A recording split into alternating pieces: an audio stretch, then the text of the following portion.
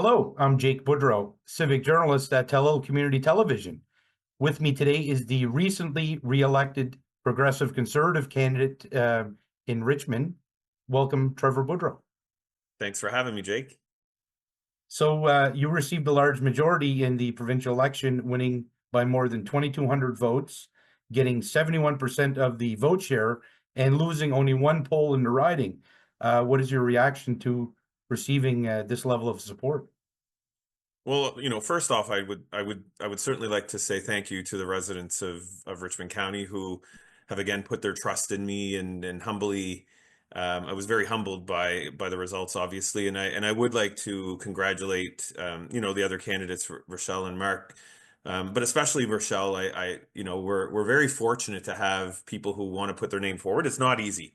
It's not easy to do, and somebody of Rochelle's caliber who immediately coming home, when she moved back home, got very involved in the community. And I have nothing but positive things to say about Rochelle and the work that she's done in the community and that she'll continue to do. I know, we had that conversation that regardless of who won, we would both be active in the community and supporting the other. And on election night, she reached out and we had a great chat. And again, I want to reiterate my thanks to her for running a clean campaign. It was a very positive campaign. It was about a message of what she was hearing at the door, similar to what I was hearing at the door. And I would say if you looked at the platforms of the parties, there were some things that were very similar in terms of kind of the ideas, and so we're not that all far apart. We may disagree sometimes on how to get there, but we all want to see our province thrive, and of course, Richmond County thrive. So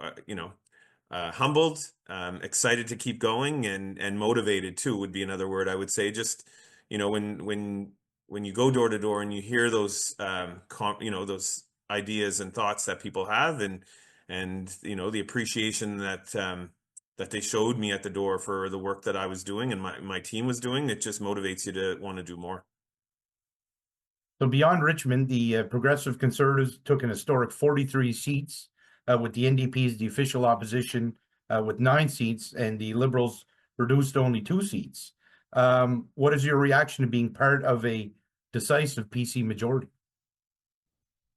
I think, I mentioned it on the local level, but certainly what that tells me is the residents of Nova Scotia have really resonated with our messaging, with what we're doing, and knowing that we're trying.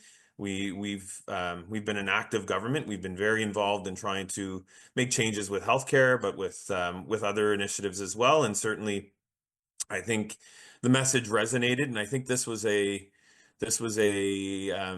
was interesting because I think if you look across the country and you look across the globe, a lot of incumbents either lost their elections or they lost seats in their elections, and this was kind of one that was different than all of those, and in terms of increasing our majority. And so look, we take this responsibility very seriously as a government. We hold ourselves to account, and there's nobody that holds us to a higher standard than ourselves, and we'll continue to move that way. And so again, I think it was resonating with people, the work that we were trying to do and what we want to continue to do. With this majority, do you think the riding will benefit by being on the government side, or is there a danger that the riding could be, I guess it's arguable, lost in the shuffle, considering there's so many other ridings now on the government side? Do you feel that that's a problem at all, or? Not at all. I think we had a majority government for the last 3.5 years, and I think both the premier and the ministers and the whole of government wanted to ensure that all of Nova Scotia benefits from this. So it's not about just even government ridings. I would say there are significant investments that have happened right across the province, and I'll use the example of the hospital in Yarmouth or the hospital in Cumberland, or those types of things are initiatives that aren't necessarily in our ridings, but we understand that are for the greater good of all Nova Scotians. And so when we as a government look at things, we look and say, how does it benefit the province? How does it benefit the residents and the locals as well? And we've been very very supportive of organizations and community groups that are active and engaged in their communities, because we know that what they're doing in the community is very important, and we want to support them. So we'll continue to do that. Now, you mentioned that you saw this as a clear endorsement of the progressive conservative government under Tim Houston, and I guess you can read that as well as that it's an endorsement of the job that you've done as MLA for the more than 3 years. Was there also an element to there was an anti-liberal element that ran through this, an anti Prime Minister Trudeau element as well, also at play, or do you see it as a combination of the two? Look, I think my philosophy as an MLA is quite simple. It's treat people the way I'd want to be treated. So you look at a problem, you try to make sure, like on an individual level, let's say, you take a look at the problem the person has, you try to identify it, and you try to support them the best way you can. Sometimes you're the right place for them, and sometimes you're not. So it's about navigating them in that direction as well. And so I take my job very seriously. I don't take myself super seriously. You got to have fun with the job, but I do take my job very seriously. And so I think what I heard at the door is people felt heard. They appreciated how my team, my staff at my constituency office, and myself worked to make sure that we supported people where we could. In terms of the federal side of things, I mean, that's not something I engaged with or had conversations with very often at the door. You would hear a bit of that, I would say, but generally speaking, when I went to the door, the conversations were about how we move forward as a government. How do I continue to support the residents in Richmond County? And that's what I wanted to have conversations about, and that's what people wanted to have conversations about. So I don't have much to say in terms of the federal side. Their election will be coming up by October of next year. We will see how that goes. And, I would say, other governments across like if you look at New Brunswick, they just elected a new Liberal government. And so that didn't impact them over there, an NDP government in BC. So I would say, yeah, sure, it could be a conversation people want to have, but really it was about the job that we did as a government and the job that we're going to continue to do. Now, how do you read the lower voter turnout? As only 45% of eligible voters across the province cast ballots, and with turnout in Richmond alone going down from 71% in 2021 to 61% during this election. That's a good question, and I'm sure there's lots of people who will analyze this. And I have a bit of my own take.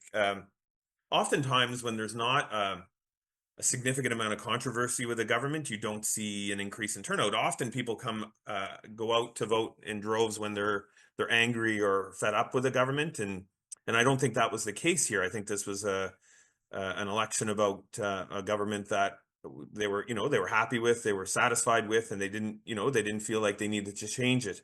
I always am impressed with if you look at the Acadian ridings in general. I think Clare was number one this time. We were number one last time, and we're number two this time in terms of voter turnout. I think it shows a connection to the community. It shows that our communities are very engaged in the electoral process, and they understand the importance of it. And so, I think there's a bit of voter fatigue. One of the things I noticed when I was door knocking, especially around the presidential election in the U.S., people wanted to have conversations about that more than our federal or other elections and municipal elections here. But I think there was maybe a bit of fatigue there as well. But I'm sure there'll be lots of analysis of that. But from my take, I think people were satisfied, and they didn't feel that they needed to get out to vote against something.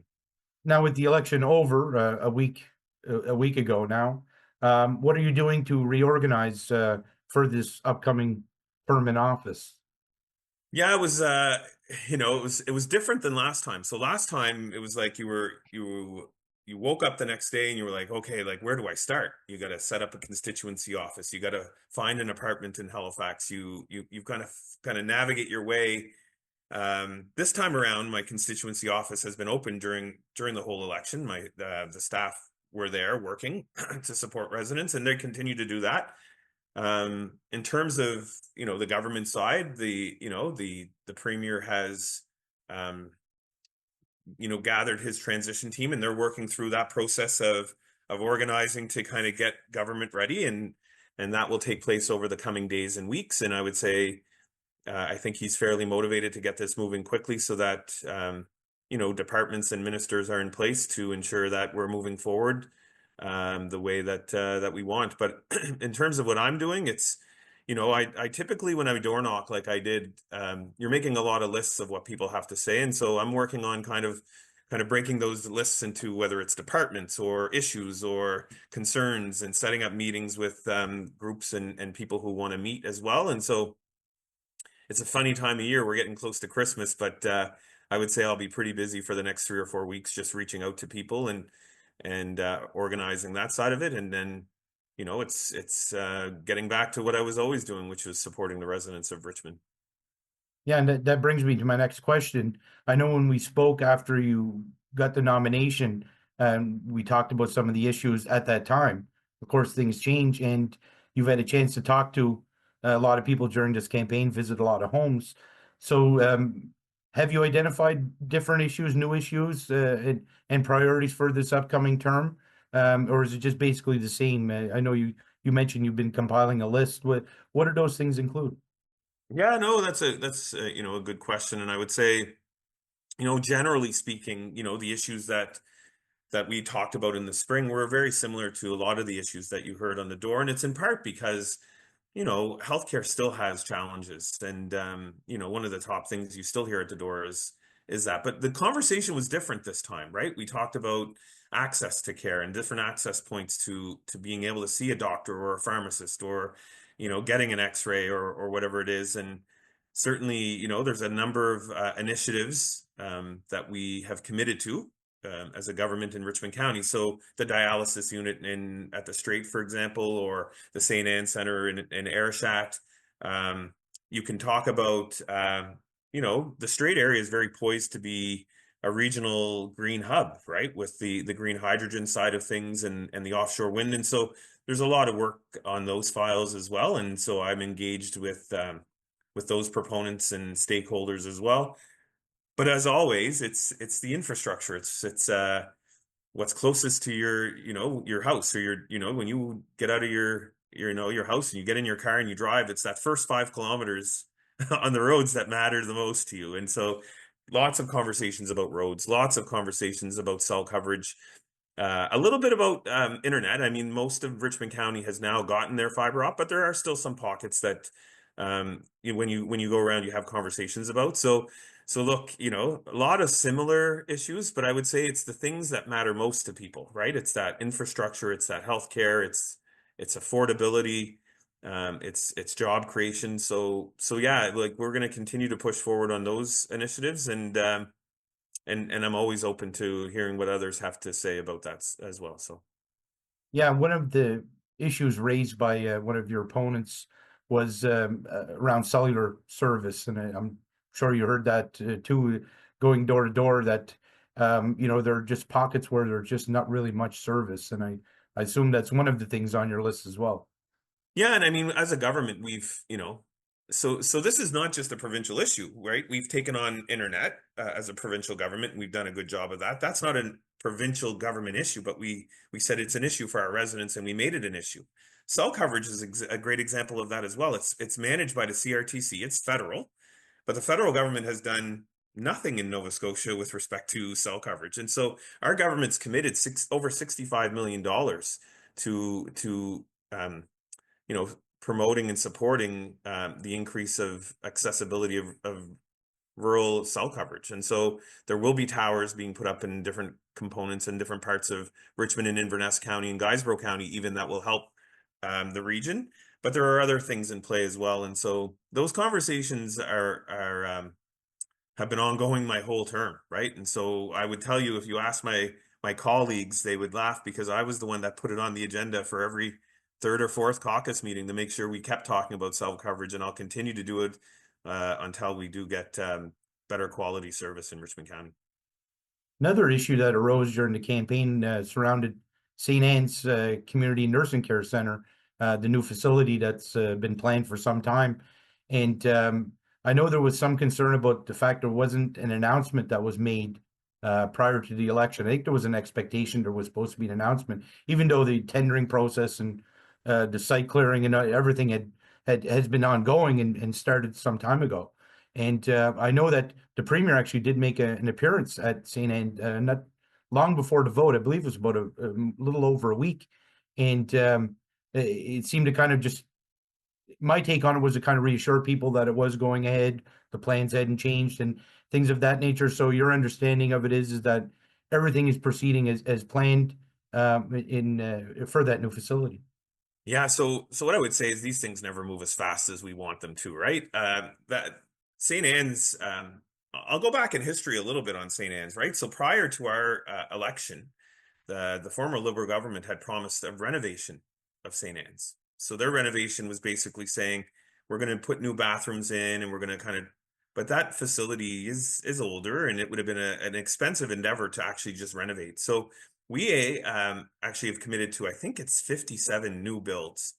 And St. Anne's was announced as one of those builds 2.5 years ago, probably. So there was an announcement. It wasn't an announcement in the community like we'd all would have loved, but it was announced, and the board and staff and designers have been working hard at it for the last couple of years, and they're at a point now where they're at a really good point right now, where there's a couple more parts to it that have to kind of get through that process. But in reality, it's in the same place. It's actually ahead of the game compared to the Port Hawkesbury announcement or the Antigonish announcement or the couple that are in Sydney. So I would say we're very much committed to it. That was why the premier stopped, because there was a bit of, I wouldn't call it miscommunication or misinformation, but it was just, we're waiting for this, right? And we've been waiting for a while, and so it's just, we'd like to see it move faster. And so I'm with people on that. Like, I'd love to be seeing shovels fully in the ground and excavators there moving ground right now, but there's a few more steps to get through. But I think having the premier come hopefully reassured some of those who were unsure about it. But we're very committed to this. We've committed to well over 5,000 new and renovated beds across the province. So, And of course, then there's the issues that today might not seem as important, but then could arise out of nowhere, I guess, in this next term, and things that might not be on your list, but might end up being on your list by the next election. So those are the types of things you have to try to prepare for. But when they come out of nowhere, I guess it's hard to do that. And you know, there's things today that might not seem as significant, but yeah. could loom larger, I guess, in the years ahead. And Like I'll use the example of housing. In the last election in 2021, housing was not a conversation that parties were having. And now it's become an issue, right? And so you have to be able to pivot, you have to be able to adjust a bit. But part of our reason for this election now was because the mandates have changed, right? Healthcare was what we were elected on almost exclusively. And now we're talking about affordability, we're talking about housing, we're talking about economic development, and we're saying we want to make sure that the residents are comfortable with how we want to move forward. And obviously they were. They looked at what we were saying and they said, we want you to continue moving forward. So we're going to have those issues, and those will come as they come. And you prioritize as a government as you can. Governments can't do everything. But I will say, as a government, we've tried to do everything we can on a number of different files, and we'll continue to do that. yeah, and you alluded to that earlier, talking about the green energy projects, plural, I guess, proposed for Point Upper, and as well as offshore wind developments that are planned. And I know your government has been quite heavily involved, as well as the federal government, in trying to bring those along. And I guess that would be on your list, and I guess that would be something that would be something ongoing throughout this term as well. Oh, 100%. And I would say, that's one place where the federal government and the provincial government have worked very well together. I will give full credit to NRCan and Minister Wilkinson there, and our Minister Rushton and his team. Like, we understand the potential, and but there's always, you have to make sure that the stakeholders engaged have their say and their understanding, whether it's the Indigenous community or the fishers.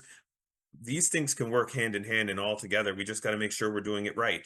And so that's such an important conversation. And what an opportunity, right? We've talked a lot over the years about the potential of the Strait of Cancel, right? And the This is just another one of those examples, but as a government, we've created the legislation, the enabling legislation to allow these things to happen. We've worked with proponents to understand what the needs are.